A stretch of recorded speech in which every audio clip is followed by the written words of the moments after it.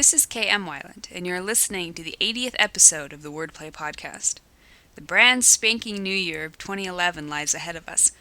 I'm looking forward to all kinds of excitement on the writing front. In 2010, I got to see both of my historical novels join the ebook revolution, the production of my first CD, Conquering Writer's Block, the launch of First Chapter Story Consultation, which has been so successful that I'm considering expanding it into a full-fledged editing service, the launch of the Helping Writers Become Authors Network, and the complete redo of my website, kmweiland, that's weiland.com. I'm also thrilled to announce that Wordplay has been named by WriteToDone.com as one of this year's top 10 blogs for writers. I'm both honored and humbled that God has allowed my little site to be a help to others in their journeys down the writing road. Who knows what wild and interesting adventures 2011 may hold, but I'm hoping to finish up the first draft and several edits of The Deepest Breath, see Dreamers start sliding into pre-publication, write and publish my first nonfiction book, outlining your novel, Plan Your Way to Success, and maybe even take flying lessons in order to research my next story. Whatever God has in store, I'm sure it will prove to be an eventful year around here, and I hope yours will be just as fruitful and enjoyable. How to Bring Adjectives to Life, the latest post in the video series on my blog, offers David Guterson's East of the Mountains as a simple and effective model for bringing scenes to life by emphasizing specific details. You can watch the video on my blog at wordplay-kmweiland.blogspot.com. New videos are posted every Wednesday. Meanwhile, enjoy this week's podcast, 10 Writing Resolutions You Can Fulfill. New Year's goals can be notoriously whimsical, erratic, and just plain unrealistic. When we focus on the goals that are slightly more achievable, we're not only more likely to pull them off, but we'll also feel much better about ourselves come next year. Following are 10 writing resolutions that you can fulfill this year. 1. You can write every day, or at least on a regular basis. Plan a reasonable writing schedule and stick with it. Perhaps you'll write for 2 hours every day as I do, or perhaps you'll only be able to save 20 minutes from the general frenzy of life. Whatever the amount of time, make up your mind to stick with it relentlessly. 2. You can finish that first draft.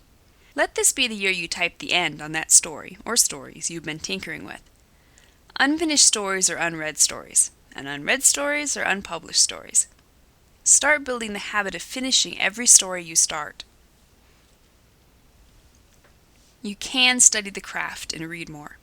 Invest in some worthy books on the craft, subscribe to writing magazines, or sign up for writing workshops either online or at a conference.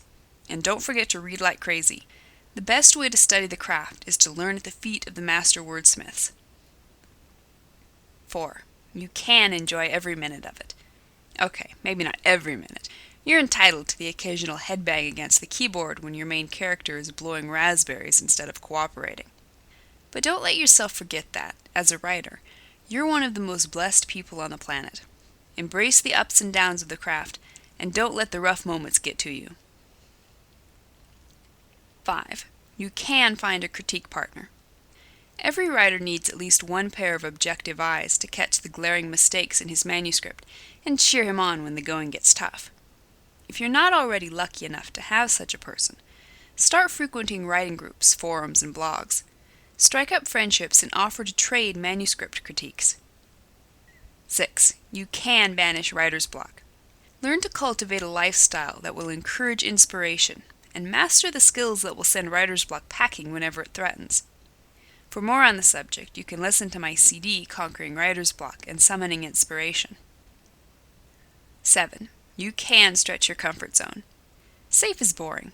Try something new this year, whether it's a new genre, a new format, or a wildly unpredictable new character. 8. You can set realistic goals. Focus on what you can achieve on your own. You can't ensure you'll find a publisher for your novel this year, or any year, but you can send out 5 queries every month. 9. You can help others. The writing community is all about sharing. We learn from and are assisted by others, and in turn, we should make it a point to share our own knowledge and encouragement. Join writing forums and groups, offer to read a less experienced author's manuscript, or maybe just leave a good review on one of your favorite author's books. 10. You can call yourself a writer. If you write, you're a writer. Don't ever let yourself believe differently. Make it your goal to better your writing skills and habits with every new year. But don't feel you have to wait to claim your title as a writer. Claim it and wear it with pride. Thank you for listening to the Wordplay Podcast.